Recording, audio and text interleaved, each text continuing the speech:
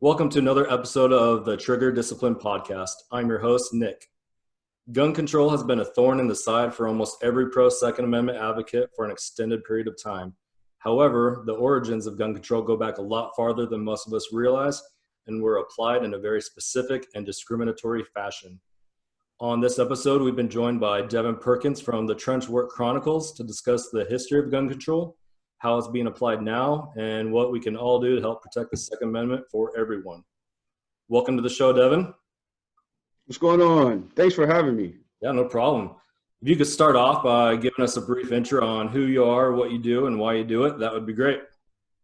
My name is Devin Perkins, like you said. I'm a podcast host like yourself. It's mainly based around the Second Amendment. We also cover political current events, social issues that are going on as well. We kind of like to translate for what I call two different demographics.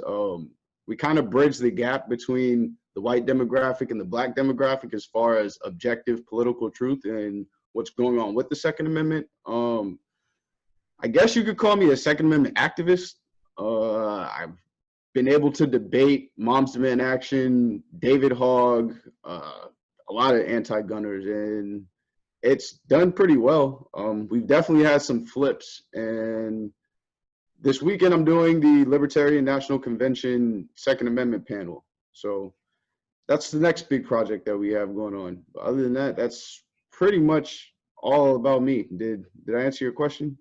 Yeah, you did. I've been listening to I haven't caught up completely on the backlog of your show, but I've heard about 6 or 7 episodes now, and I've enjoyed every single one of them. And there's one guest in particular that I'm going to bring up towards the end because I can't not talk to you about it. I want to see what you say, but just getting onto this, starting off with a basic question. A lot of people new to guns think the attack on the Second Amendment is fairly recent, but the history of gun control has a much earlier and darker history. Can you kick off things by explaining just kind of the basics of that? So this is a great question. I'm from Virginia, and if anybody knows the history of gun control, it started right here in Virginia in the 1600s. It was actually what started slavery. There were these codes put into place called slave codes that essentially dehumanized Black people and basically turned them into property. And one of the main slave codes that was heavily enforced was gun control, making sure that Black males, Black people in general, couldn't own guns. So that's all where it started. And then right after that, right after Civil War was over, they implemented Black codes, which were essentially the same thing. It was just more regulated, but essentially at the bottom line, it was the same thing. It was Black people weren't allowed to own guns. If they didn't have a job, they were able to be sold back into slavery, essentially, and you weren't able to protect yourself. Jim Crow was the same thing. You want me to go down the whole history list? Because we can do it if you want. I'll go on to my second question because that kind of goes through the list, I think. Okay. We can circle back and cover anything else that you feel we got to get out there. Yeah, that's definitely the beginning of gun control right there, is slavery, honestly. And right here in Virginia is where it all started. So I'm pretty familiar with it. Recently we had the big push for gun control with Ralph Northam, the governor. And one of the main points I kept bringing up to people was like, yo, this dude is literally like reincarnating old racist laws that you probably don't know are racist laws. Mm-hmm. And once I was able to show some of the people that were on the fence about it, they understood more where I was coming from. Yeah, I mean, like I've been doing this for about 3 years. I've been really into guns for about 5 years.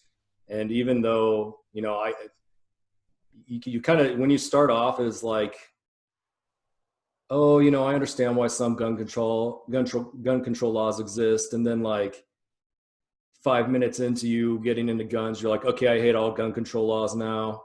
And then you start learning like some of the real history. But then even when I'm prepping for this interview, I'm like, wow, this shit goes back a lot farther than I even thought it did. Oh yeah. I was under the assumption it all started around the Jim Crow era, but So during that initial era and maybe shortly thereafter, what were some of the, were there any more common gun control laws besides just not letting black people have them, or I don't know? Back then, gun control was more of a generalized, it was really more so about making sure certain people didn't have it, as opposed to like how gun control is now that bans certain like types of firearms like SBRs versus pistol. Like it wasn't much of that back then. So it was really just about a certain demographic putting laws in place to protect themselves. A lot of it, I was actually watching a Black Codes documentary like earlier today. But a lot of it really started like with the fear of revenge after the Civil War, as far as post Civil War Black Codes. But yeah, that's basically right around, I would say that was the majority of it. So yeah, I mean, that kind of brings it to the next point is even after the era of slavery, when black people were, and for those of you who are not watching this and listening to this, I'm air quoting this, when black people were guaranteed the same Second Amendment rights as white people, black people still face challenges with gun ownership, right? Of course, sure, of course. It's funny, I don't remember the soldier's name, but there was a Union soldier that wrote a letter to his black family in the South, and the final words were, for any black soldier that's coming home, spread the word that you need to bring your gun home. And I thought that was very significant. And it was a pretty prominent piece in the documentary that I was watching. And it was a fact that I didn't even know.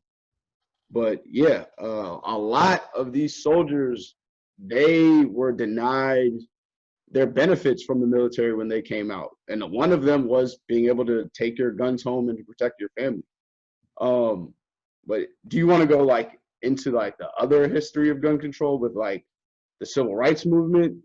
Yeah, definitely. Because I mean, we've got about an hour here, so we can talk about and go into depth as far as you want. I mean, okay. I have some other questions too, but yeah, let's fill this thing up. Okay, so this is a big one.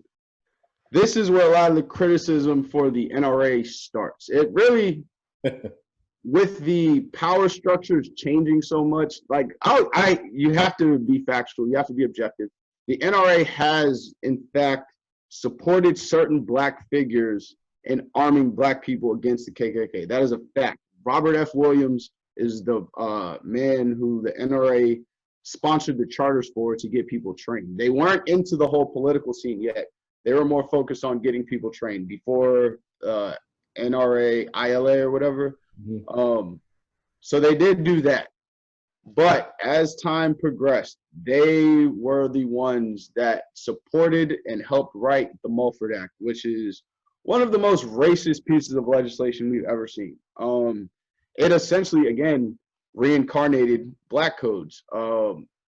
It was expedited because basically the Black Panthers were protesting against police brutality, and they were starting to patrol their own neighborhoods, meaning they would literally follow police around the neighborhood to make sure that they weren't brutalizing anybody. And at this point, there weren't body cameras, there weren't cell phones around, so cops were a lot more brute with their enforcement back then. I'll say that. And you know, at that time, there was a big demonization from Hoover in the media on the civil rights movement in general. So anything that looked pro-black, you were being labeled a radical, you were being labeled Marxist at some points, you were being labeled as communist. A lot of the stuff that we see coming out of Fox News now, there's a lot of the like far right-wing like talking points. A lot of those are just being reconstructed or reincarnated right now. But back then, that was when you saw Ronald Reagan, I forgot Mulford's first name, but Mulford and George Bush pushed the ban of firearms at the state capitol. And essentially, it wasn't an assault weapons ban, but essentially it was the beginning of California's downfall. with gun control. And then they also banned Friday night specials, which specifically was a shot at Black people, because these were guns that weren't the best, but were able, to still protect the home. So with that, they were being sold cheaply, and it was for affordable firearms. It was the Taurus and High Points of the day. Right. So once they banned those, a lot of Black people really couldn't protect themselves, and it was government dependency ever since. Call the police, or you pray to God that you don't die that day. So, I mean, this might be kind of like a bigger political based question, but love those questions. Yeah, like I said, I'm fine.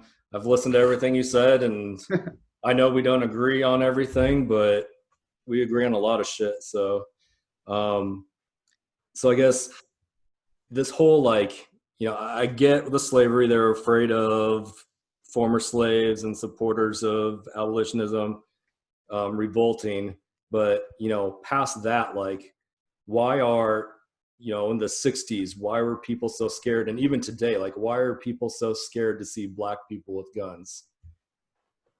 I don't believe it's people. I believe it's a rhetoric and a narrative that's been pushed onto a mass of people. Thomas Sowell, he's a pretty prominent African-American economist. I guess that's what you call it. Is that right? Economist? Economist? That's probably economist, better. Economist. That's what it is. He said something that perked my ears a little bit. And he said, people need to understand that the government has its own self-interest, meaning it's not really working for the people unless we make sure that we restrict its power. So at that point in time, the government, if you look throughout the entire country, the government was looking to expand its control over the whole nation. They were buying up property of states that basically weren't settled or inhabited, literally so that they could gain power in these areas. So to me, it was just another version of them maintaining that power structure and maintaining that bottom class is always going to be dependent on the government. That way, they always have low income or low wage labor. They always have somebody to, claim that they're giving out these government assistances to, where, that money never really goes to the right places.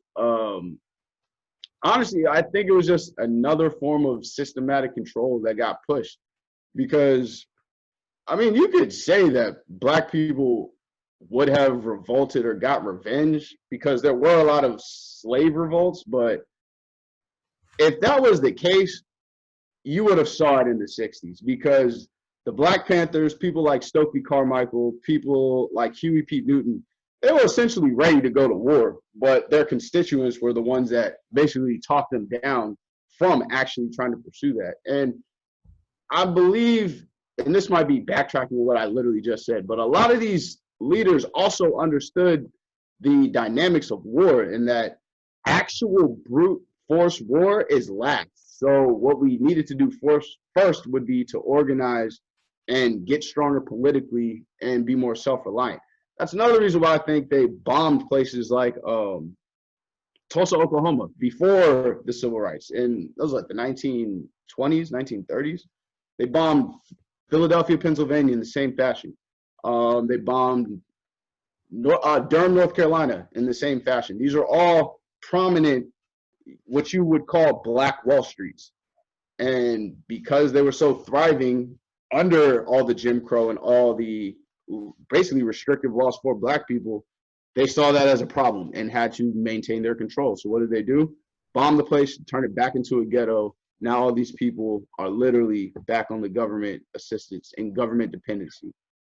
So honestly, that's what I think it's always been about, is the government acting in its own interest to maintain control over a populace of everybody.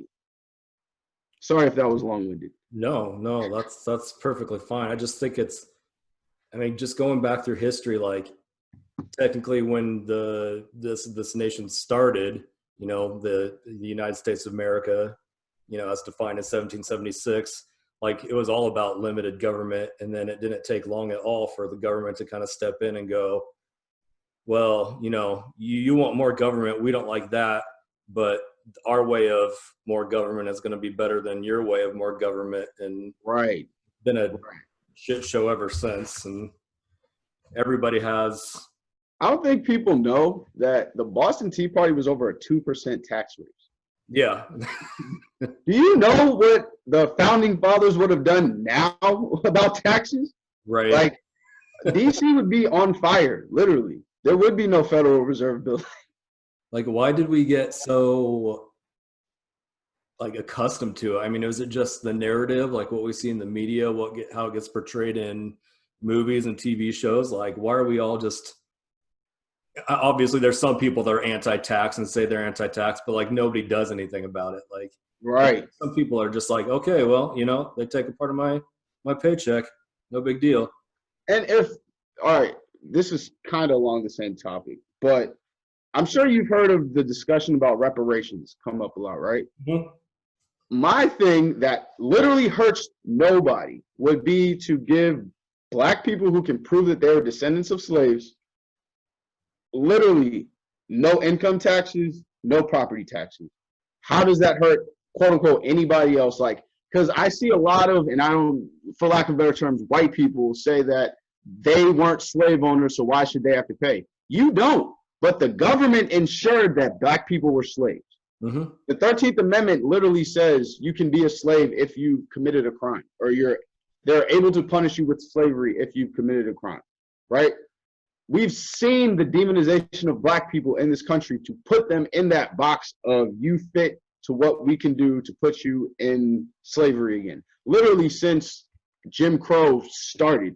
Like I said earlier, if you didn't have a job, you were able to be auctioned off back into slavery, essentially. So my solution would be simple, like give these people unlimited property tax or no property taxes, which everybody should really get. But if we're talking about reparations specifically, I would eliminate a property tax. I would eliminate income tax and probably like a business tax as well. But that was my only... Yeah, and that's the big conservative thing, is eliminating business taxes to encourage business. So that one would make sense to me. Right. But that was my little side rant. But yeah, I asked a side question, so that was your second question? What? That was the second question? Oh no, the question I had, that was a side question too. It wasn't on my question, so I was just kind of getting pissy about taxes all of a sudden. Oh man. Back in the day, the majority of households had guns. I'm just, obviously it was more white people at a certain point in time, but gun ownership used to not be as much of a stigma as it is now. And that's kind of one of the things that everyone's like, well, if everybody still learned about guns and, they had guns and were willing to learn how to use them safely, like, no, we wouldn't have this whole anti-gun mentality yet. But do you think like just the disarming of Black people because of, trying to get that control, did that create some sort of, false sense of security among the population in general that created that mindset? Oh, that's a complex question. I know. Okay, to get this correct, I believe it was a hijacked position. I believe it started around the time of the Mulford Act. I think that was one of the biggest situations where we saw literal racist gun laws being broadcasted all over the news, right? When that happened, at the same time, you had the young communist movement leeching off of the civil rights movement. This is what got Martin Luther King demonized and essentially not shot by Hoover, but if you look it up, the government was convicted of killing Martin Luther King. But essentially, I think the anti-gun movement started right there when the first time they saw, okay, we can basically say that gun control or what these Republicans are doing is racist. Blah, blah, blah, blah, blah. bird feed that down a couple years. Now it's, oh, those Republicans with the guns are the racists. So those are the ones that we need to ban the guns that they have. Not really understanding that guns are the essential tool in liberating Black people, all like literally throughout history in this country. So I believe it was a play by the extreme liberal, and I hate using this, but liberal left that were just completely anti-gun and anti-America, and found an avenue to start chipping away at one of the foundations of this country. And they were really, really able to pry a divide, because to this day, like, I don't understand how the Second Amendment got politicized. Like, I don't understand, if you're a liberal or if you're a conservative, why protecting yourself and what you have to say isn't one of the most sacred rights that we have in this country. Like, it doesn't matter what you think, well, it does matter, but as long as you're not hurting somebody else, you have the right to say and defend what you have to say. So I think it was the beginning of censorship, and I think it was the genesis of the gun control agenda as a whole. Yeah, the First Amendment thing to me is getting pretty outrageous. And like, I know, there's plenty of things that I wish people wouldn't say or do, but at the same time, I understand, like, if I don't allow them to do that, before you know it, like, I'm not going to be allowed to do something that I think is right. I mean, obviously there's a certain level to where you can't just go around saying fire in a crowded building. That's the example they always use, but it's just, I don't know. That, and like you said, the Second Amendment stuff is just getting carried away completely. And the problem with that example is, like, all right, is there a victim when you falsely claim that there's a fire? In some instances, you could say yes, because if there are handicapped doors being bombarded by people who don't need to use them because they're afraid, and a handicapped person is essentially stuck and may get trampled or something, that's a little bit more understanding. But to say that that's an example of why we have quote unquote limited free speech, that's the dumbest example I've ever heard. It's very similar to people saying guns need to be treated the same way as cars. Like, no, they don't. Like, no. Cars are a privilege. Like, literally, it's an advancement of technology that's a benefit to life, which is cool. Nobody's arguing that, but the guns that we have are essential to protecting yourself from the government. That's what I think a lot of gun advocates and activists also need to stop playing into, is like, stop letting them say that, and I think we've started to, but stop letting people say, like, the whole hunting narrative of you don't need so-and-so to hunt, or you don't need this. Really, I tell people, like, if we look at what the Second Amendment says, it's not even really for self-defense. It is, but it's written to protect you from the government. Like, it is literally in place to make sure the citizens and the population can arm themselves to fight back against an oppressive power.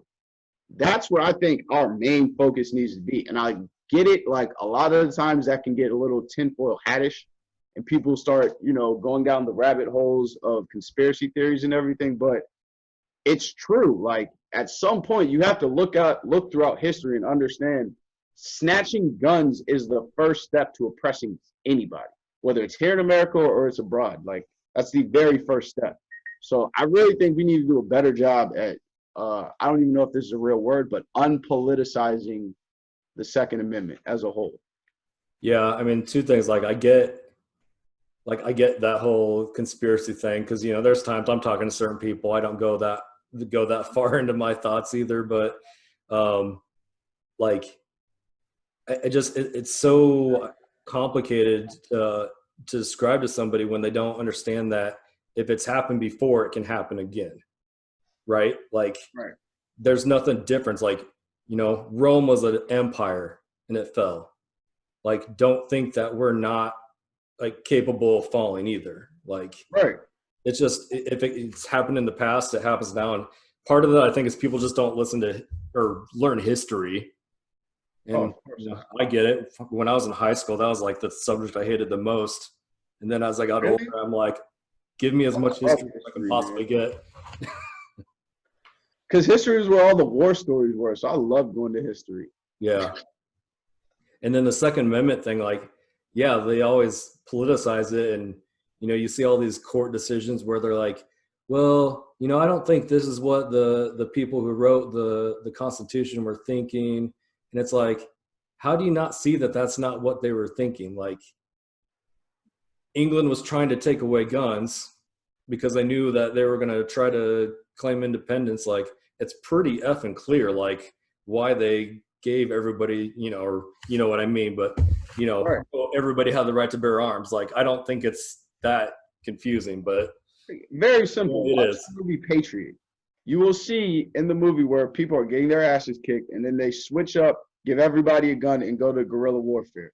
There was definitely a reason why that Second Amendment was put in place after that was over. Like, they saw the importance of everybody being able to have guns, being able to rebel against whatever oppressive force that was coming on American soil. Like, honestly, I believe that's part of the reason why we don't see a lot of wars fought on American soil. It's like, you can't. Like, do you know how many people would be excited to fight people that try to invade America? Right. I'll tell you right now, I'm taking the week off. For sure, taking the week off. If anybody, any other country was like, yeah, we're just going to drop people into your cities. Like, okay, try that. See what happens. Right. Or like the next Civil War. That's going to be like the pro-gun people versus the anti-gun people. Oh, God. Oh, man. We had a little bit of that in Richmond. Antifa put one of my friends on a hit list. And I was like, this is a protest literally with gun owners everywhere. I mean, everybody was completely kitted up. And yeah, we're following. You want to put somebody on a hit list? Like, are you trying to die? Because that's how you die. Right. But they'd yell at him and like blow whistles and stupid shit, right? Yeah. Now they're throwing bricks, I think. Until, like, the problem was they didn't understand that, like, me and my friend who's like a former gang member, who's like still on the gang registry for the county that I live in, we're going to be with the white guy that they put on the hit list. So we kind of threw them off script completely when they saw us with the white guy. Yeah. They didn't know what to think. And then they kind of, you know, shelled up because these are little, no offense, like liberal snowflake white kids that watch a couple rap videos and think that they're down for the cause. And it's like, yo, stop. Like, first, we didn't ask for your help. Second of all, you're counterproductive to the liberation of Black people. So stop. Yeah, I feel like a lot of that is like, I've basically done nothing with my life so far, so I want to be able to look back at some point and say I did something, so I'm going to jump on the easiest bandwagon there is. Yes, I 100% agree. One of the biggest problems is people believe what they say instead of what they actually do. And right there, that mixed with like social media narcissism, that is like the regression of the human race.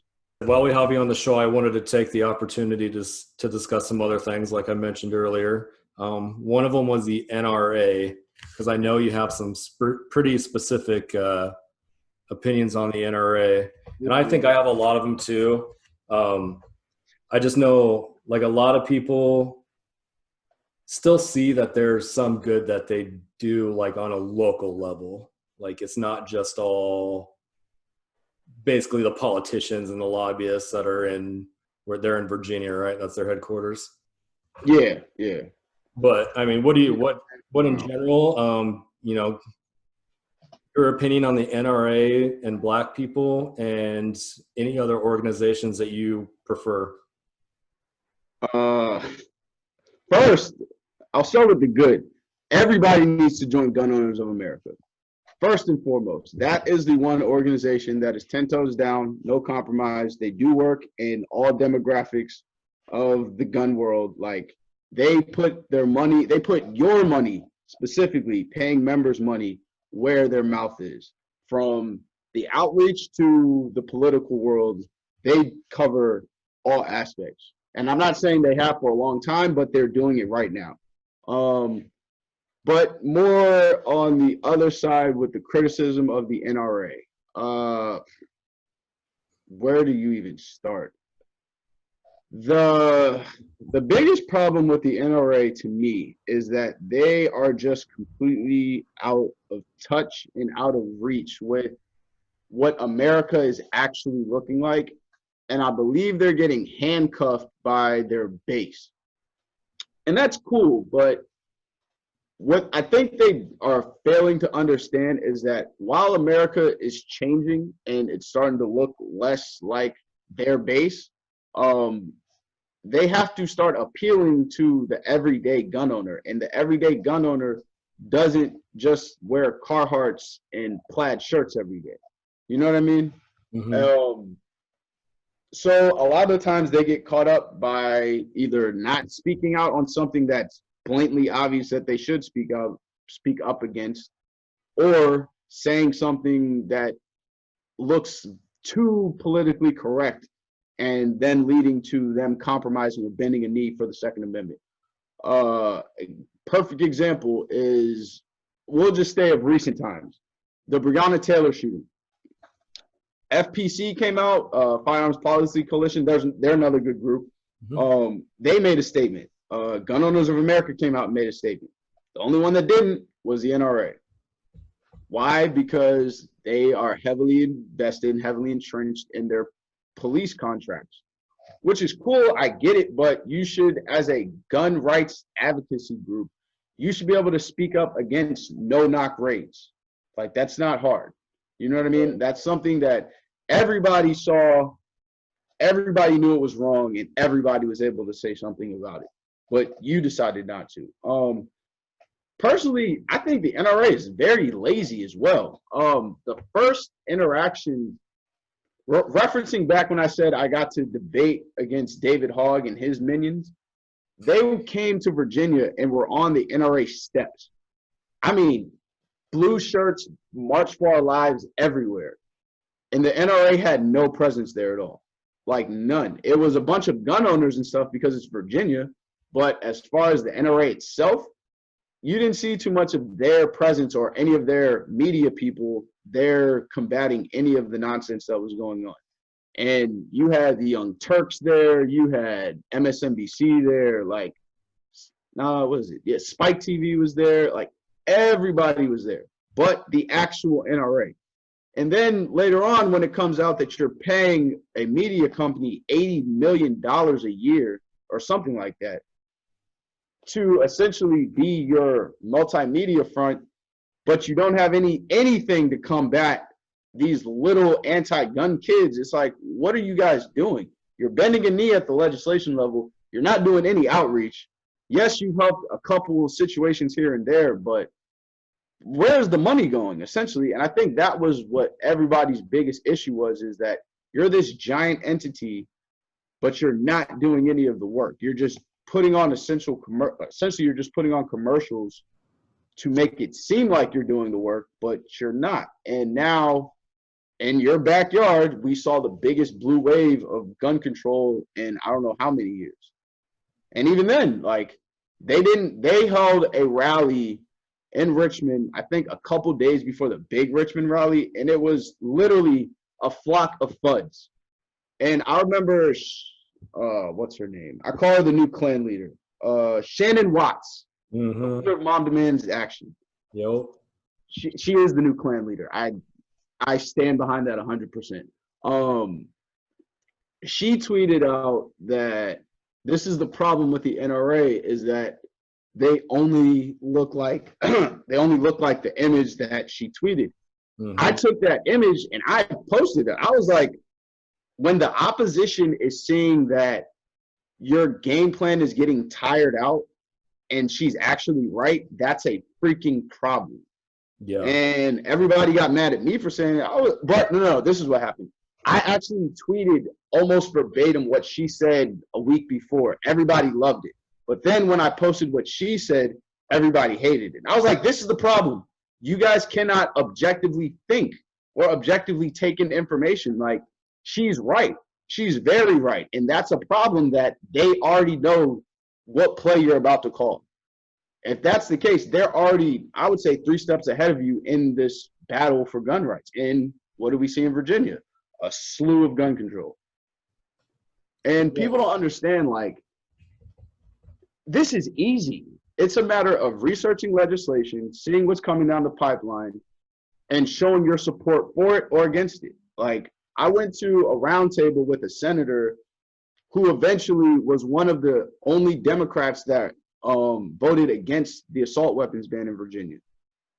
So this small stuff works. Like, if you get in front of these people and talk sense and not rhetoric to them, and you have liaisons and you have facts behind you, and you're not just there to win the argument, but you're there to actually have a discussion, that's when you can actually get people off the fence or get people from the other side completely. Because one of the main things that I noticed at the March for Our Lives event was that a lot of people that I talked to just didn't have facts. And when you presented them with facts, their perception definitely were switched up. And these were little kids. So that's another problem, is there's no real outreach towards the youth.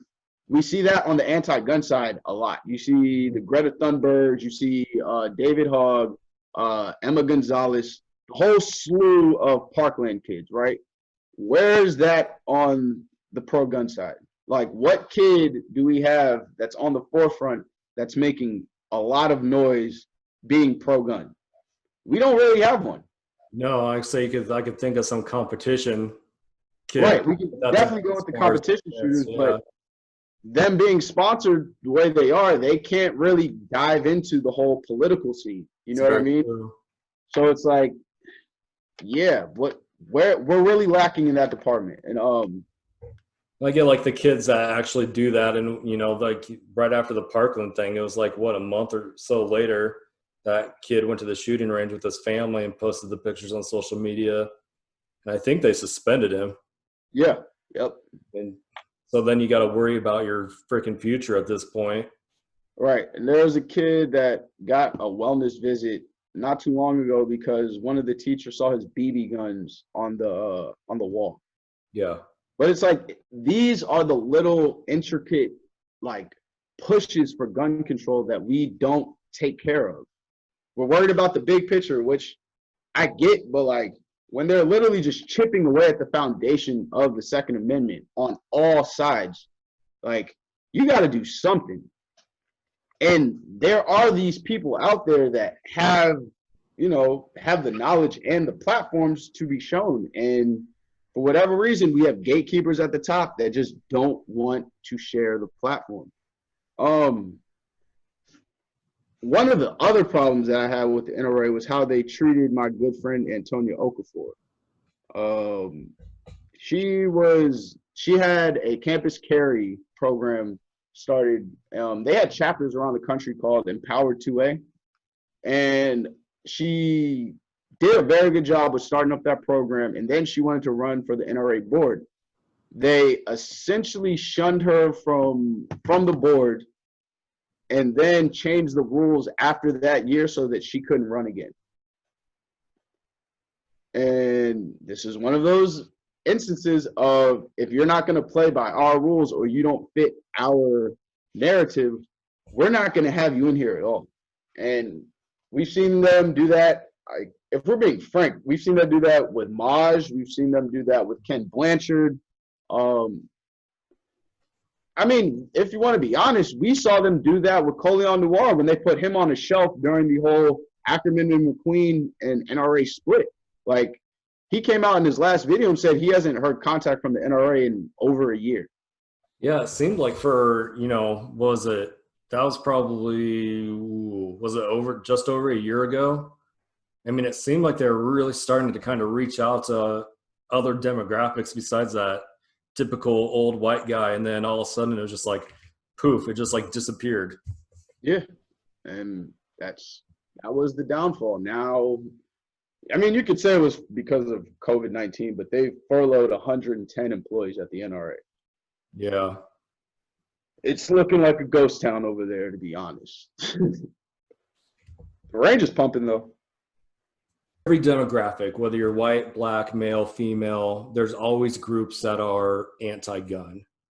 Right. There's always people that are anti-gun for one reason or another. You know, it scares them, or they literally are anti-gun, or they whatever. Is there? I mean, is that the same with the black community? Is there other reasons why some black people are more anti-gun? And is there, you know, what would you recommend as ways to reach out to the black community and make them more pro-gun? I think you answered some of that earlier, but I'll ask it again. I would say at the very bottom line, I haven't met a black person that is anti-gun. Because again, once you recant history to them, once you give them the facts of where they themselves have came from,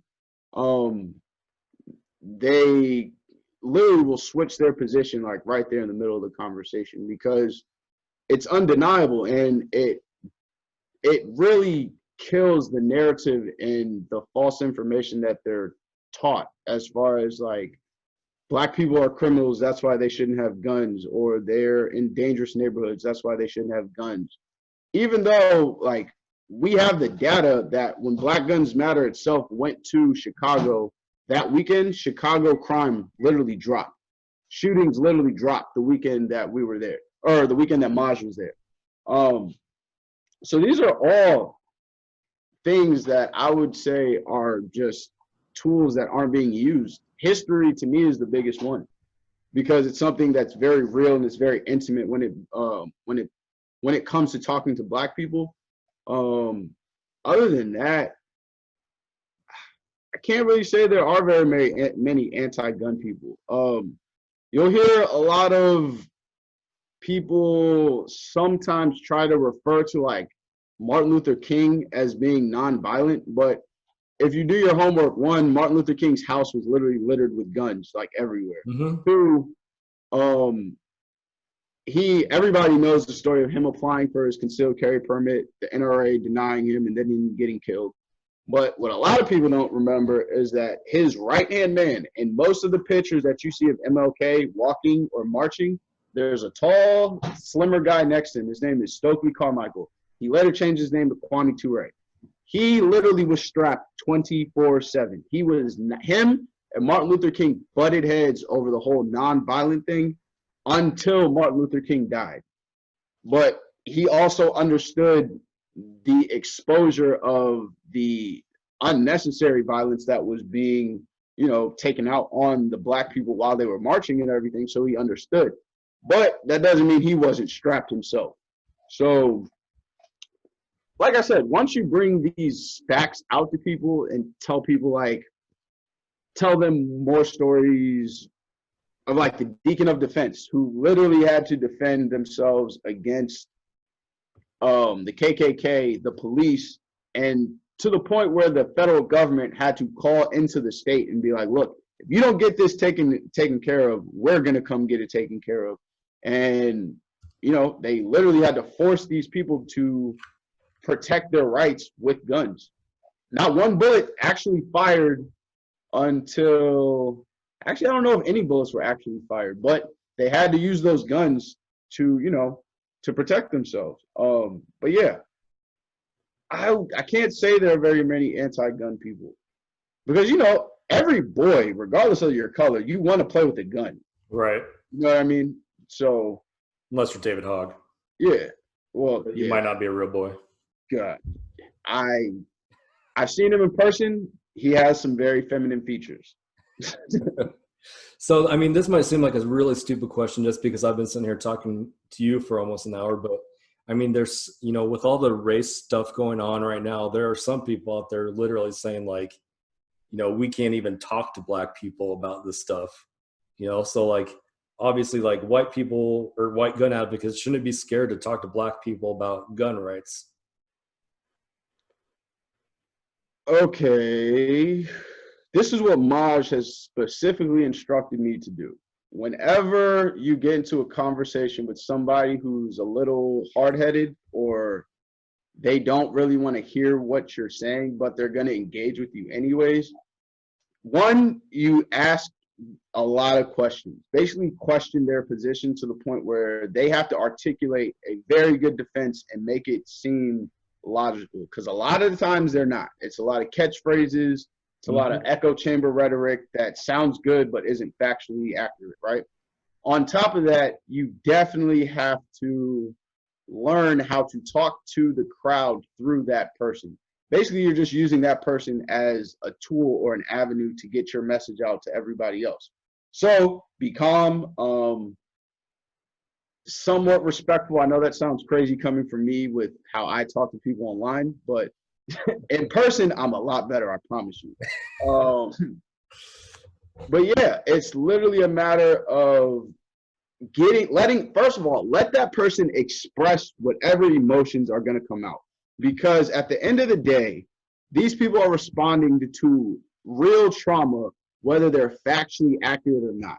So you do have to acknowledge the trauma that's going on. So you can't just run into Chicago and be like, 1776, these are your rights, blah, blah, blah, blah, blah, because during 1776, Black people were still enslaved. So that rhetoric is probably good for, again, for lack of a better term, the white demographic. But as far as the Black demographic, you kind of got to do a little bit more homework and a little more research so that you can have tools to fit them. That's why, and this isn't me boasting or anything, but during the Richmond rally, I did like 11 or 13 interviews, and every time I did it, there was some like older white person next to me that would say like, I've never heard that position before, but they agreed 100% with what I was saying. And I think it's really just that, like, get off of the talking points, get away from Fox News, get away from trying to win an argument and actually try to engage and listen to what that person is saying, because they're passionate about something. All you have to do is get them to redirect that passion into a line with facts and freedom. Yeah, I would say listening is one of the most important things you can do. And I realize it's hard because I think just with human nature, you want to win. And right. Win as quick as you can. But I've always, like, any discussion you get in with an anti-gun person, one of three things is going to happen. Either you're going to change their mind, you're going to get them to be a little bit more understanding and maybe they won't infringe on your rights as much, or three, they're going to be completely hard-headed jerks and not listen to anything you say. So now at least you know that's somebody that you shouldn't be wasting your time with. Right. But I like your point where, yeah, you can use them as a tool to communicate with the rest of the audience in the room, because, not everybody's going to be exactly like that person. I like that. Got to, especially when they go rogue and like get erratic with you and start just saying the typical, like, you're a racist, blah, blah, blah, blah. Let them do that. As long as you're there, you're looking like the calm, cool, and collected person. At the end of the day, whether the people who are watching you agree or disagree, they can't say that your tactics of discourse were disrespectful, illogical, or anything like that. Like, you really have to be like a pinnacle and a good representation of what a Second Amendment advocate, supporter, activist is supposed to look like. And that's like the Virginia gun rally. I remember that. And like, you're just watching on the news and the spin that they put on it was just, it was disgusting, really. Oh, man. And, I tried to do as much, I obviously wasn't there, but, from here in Nebraska, I was trying to do as much posting of like, look at all these people that are here. Like, these people are cleaning up after the rally. Like, you've got representation from every race, gender, like, just is unreal, the spin that got put out there. So trying to fight that on the social media front too, or just the media front in general, is important if you can. It was crazy. And this is why I say you really have to be factually accurate and sound. One of the first clips, and it's probably one of the more circulated ones, they had me on MSNBC, and they basically put me up against a girl from Black Lives Matter. And I was obviously on the outside, she was on the inside, and literally, the story was, he's saying that they're not racist, she's saying that they are. And it was like, okay, if these people decided to just take away like the context that they were presenting it in and looked at what was actually happening. I am a black person on the outside with all of these supposed racists doing interviews after interview after interview after interview. This girl has just been sitting inside the whole time. And what she was saying was, it just wasn't accurate. She compared it to the Charlottesville riot. It was just a bunch of like rhetoric. And like, that's the part that we have to learn. Like, if you can get these people off script, get them off of their regular talking points, that's when I think you can honestly scramble their brains to a point where they have to listen to you. But that's it. I really think, yeah, to the point about the Richmond rally, it was a great turnout. And it was a great showing of unity more than anything, because it wasn't a collective body there. Obviously, it was the biggest gun rally in the country, but everybody was basically on the same wave as far as, we're going to do this peacefully. Whoever's going in to the cage, anybody outside of the cage, we got you. So basically, it was like, all right, whatever happens on the inside of this cage, y'all have to deal with the people that are outside of the cage. And in some ways, it was a success, because obviously we weren't going to be able to change legislation right there, but I think the message was definitely heard. You know, with these rallies, is it more important to have events like this? Because it seems like no matter what side of the political, spectrum that you're on, this shit gets played out to, say what they already want to say. Like, even with I can't remember, I think it was in Philadelphia. It was one of the protests that just happened now, where, obviously the Republican news outlets are making it seem like it's all violent, and the left-leaning news outlets are like, oh, there's no violence at all.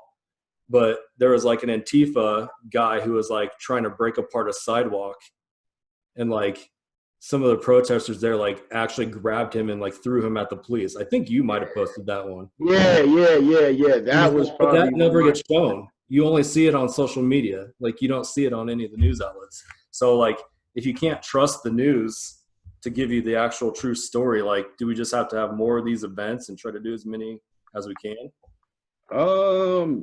I would say, yeah, because one, with the NRA being the dinosaur that it is, and them essentially being out of the way now, it's making gun owners and gun organizations step up and actually get to work.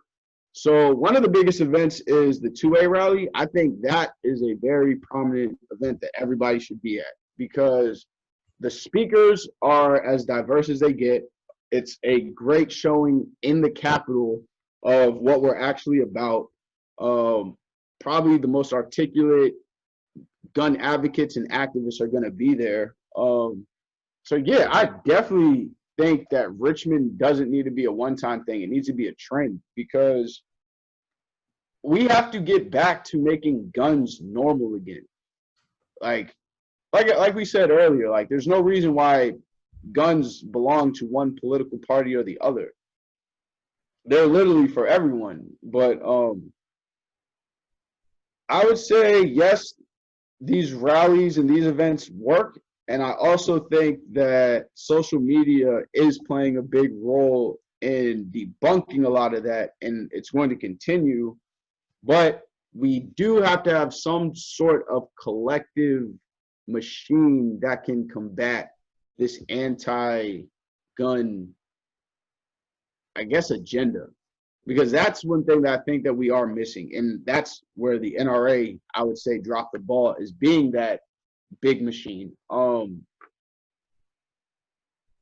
because that was their position to play. Like, you guys need to take care of this, and everybody under you will take care of this. I literally had Willis Lee tell me on my show that it's not their job to reach everybody else. It's the members' jobs to do it. I was like, how? We're paying you to do this. So show some transparency and get out there and combat these anti-gun messages. And not just paying them once because you get something in the mail every week asking for more money. And more money. And then you get emails. Yeah. Like, yo, cut it out. But knowing that the NRA is kind of irrelevant, like, you know, at this point, and is getting even more so day by day, does it amaze you, or do you find it funny that like all the, you know, the anti-gun people that are out loud right now are like, we're going to take on the NRA? In some instances, I think it's funny, and I think it's a good thing, because that leaves Gun Owners of America and FPC to do what they actually do. Like, you gotta keep it a secret. Like, no, yeah. Fine, go ahead. Take on the NRA. Honestly, by the time like mainstream media catches wind of like Gun Owners of America is going to be so diverse, and their resume is going to be so diverse that they're not going to be able to even push those type of narratives onto them. So like, I think a lot of these up and coming gun groups need to look at what the GOA is doing, and in some cases mimic what they're doing. Like, they just put Maj on a 10-city tour with $25,000. I don't know if I'm supposed to say this, but I think they're going to be sponsoring part of our event that we're hosting in Atlanta, which is a big political event. They're hosting the panel that I'm on this weekend at the Libertarian National Convention. And the whole, like, and no offense to anybody out there, but there's no white people on the panel at all. So they're starting to show America what the gun owner actually looks like. And once you do that, that's when everybody feels like they're being reached out to. And it's not just cowboy hats and camo. You know, like, are they going to try to hit any of these smaller areas to try to get these people, like, to say, hey, like, you know, quit thinking NRA, think GOA? As far as Gun Owners of America, or just like any of these new organizations that are trying to reach out to more than just the old NRA crowd? I would say, along with the whole switch of, you know, the NRA being the big machine, I think it's more so up to the citizens within that area that want to reach out to these organizations and do something, because they're a lot more personable and they're a lot smaller, so you can get in touch with representatives from Gun Owners of America or FPC a lot easier than it is to get in touch with like the NRA representatives. So I would say yes, if the I guess opportunity presents itself, because I guess the bad part is that they're not as big as the NRA, so the money isn't there the way the NRA is.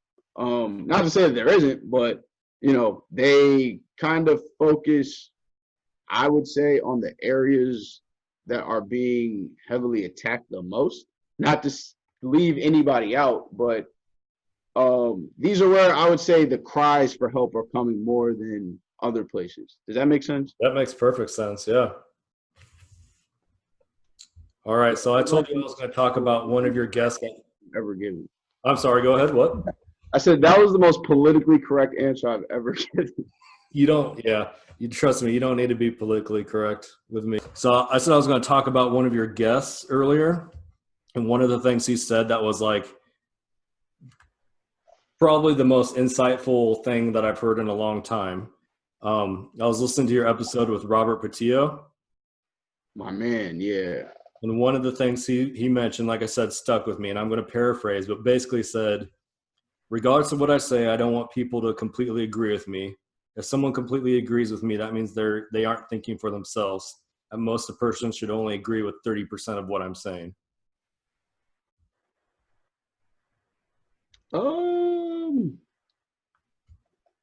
I kind of agree with that. Maybe not the 30% thing. Like I think I definitely agree with the first part. 30%. There's people I probably agree with more than 30%. But I like that he was humble enough to say, like, hey, I only want you to agree with a maximum. You know what's funny? He's a gun-owning, no-compromise liberal. Mm-hmm. That's what a lot of people probably did not know about that quote. Yeah, he's a part of the Rainbow Coalition, which is I would say, if the Libertarian Party is the conservative side of the middle, the Rainbow Coalition is the more liberal side of the middle. They're more about communicative and communal, taking care of everybody, more, I guess, regulated charity. You know what I mean? But it's more logical than what you normally hear coming out of like the Democratic Party and stuff. Mm-hmm. But there are no compromise on guns. He's anti-abortion. He holds a lot of conservative values. He's just a little more liberal when it comes to spending money and helping certain people.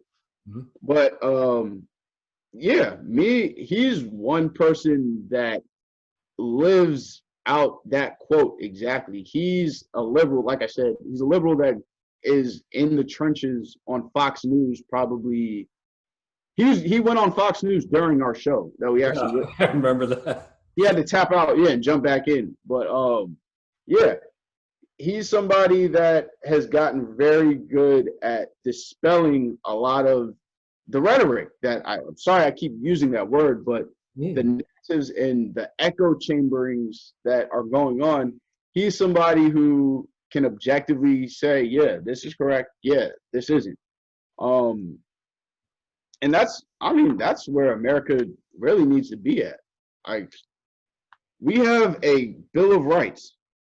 Outside of that, like, I don't understand exactly what politics' job is. Like, stop letting politics deem and control social issues. Well, just like everybody seems like they, feel like they have to jump to a side. Right. Like, there's no good third-party candidate ever, almost in any election. So everybody feels that they have to jump to a certain side and just like stick to that side. My perfect example would be, all right, I'm a staunch, no compromise Christian, right? But I understand that the government has no power in deeming who I marry, right or wrong. Yes, that might include gay people as well. That has nothing to do with the right, the objective right to telling the government you have no control over who I marry or not. Mm-hmm. Me having the difference of belief than the gay person has nothing to do with us both saying that this law is unconstitutional. And that's where the divide really starts to get put on one side or the other, is the fact that I believe Democrats and Republicans take common issues, split them down the middle, and say, you're going to fight for these, you're going to fight for these, and that's how we're both going to maintain this power structure and keep anybody who's thinking logically out. They stay alive by fighting with each other, it feels like. Right. Like, and they've implemented this type of stuff into their actual political systems. Like, I worked on Maj Touré's city council campaign. We had to get like 2,500 signatures, as opposed to the Democrats and Republicans getting like 250 to be on just to be on the ballot. That's nuts. Right. Granted, we got 3,500, but still, it was like, if it isn't somebody who's willing to do the street work that Maj did just to get those signatures, there is no chance that a third-party candidate is going to win. And that's part of that, the two-party system, making sure and gatekeeping the rest of the people out. Well, that pretty much wraps up all the questions I have. Before we say goodbye, thanks again for being on the show. What are the ways that people can contact you or to collaborate, get more information, or anything that you want to plug? If you want to contact me, Gmail is probably the best bet. Trench Work Chronicles, all correct spelling, at gmail.com. Find me on IG. Trigger warning, it is not for the faint at heart. Again, that's Trench Work Chronicles. Parlor, Trench Work Chronicles. Really, if you just Google Trench Work Chronicles, I'll pop up. So yeah, I kind of designed it that way. I made sure nobody else had that name, so I'm the only person that pops up. So Trench Work Chronicles, look out for, I don't know if I'm allowed to announce it yet, but we have a big event coming up in September. If you follow my pages, you will eventually see that event get blasted. Yeah, by the time this airs, it might already be announced. So again, big shout out to Gun Owners of America, who's putting on one of the most diverse panels at the Libertarian Convention this weekend, this Saturday. Shout out to Antonia Okafor. Anybody who's trying to get her fired at the GOA, stop it. It's ridiculous. I don't know if I'm allowed to say that on here, but it's ridiculous. Like, the girl is doing phenomenal work. Like, literally, since she's taken the position on, she has been on a roll doing phenomenal work for the Second Amendment. Other than that, TikTok, follow me on TikTok until it gets banned. Your show's available. Oh, my show. Yeah, I always forget about my actual show. Blog Talk Radio / Trench Work Chronicles. Or, like, again, if you just Google Trench Work Chronicles, that's probably the second link that pops up is the podcast links. You can subscribe to my YouTube channel. There should be more content coming there soon. Am I allowed to shout people out too? You can do whatever you want. Oh, cool. Shout out to Walk the Talk America. Go support them because they support us as well. Black Swan Media, that's my team. Make sure you support Black Guns Matter and make sure you take a NOC training course. Other than that, I don't really have anything else to plug. I'm just proud that I'm to where I'm at in my life where I knew who all you were talking about. Hey, if you should definitely look up Kevin Dixie's Train and Learn event. You should definitely be there next year. Definitely be there next year. It took me, it took my podcast to a whole nother level going to that event. I was able to pick people like literally gun company reps, their media reps, their marketing reps. You got to pick their brains for 3 days straight to see how they think, what they're looking for. Like I know how many social media followers I have to get to be able to monetize and promote for gun companies now. And it's just small tactics and tools like that that are taught there. I think that is going to end up being one of the biggest events in the upcoming years for the Second Amendment community. Awesome, man. Well, thanks again for talking to me. If there's another opportunity to talk about any sort of current events, I hope you're willing to jump on the phone with me. Anytime. Just reach out. I love doing this type of stuff. Podcast hosts, we'll do this all day long. That's awesome. Well, thanks again, man. Thanks for taking the time, and I'll talk to you later. No problem. Have a good night. Yeah, you too. Thank you.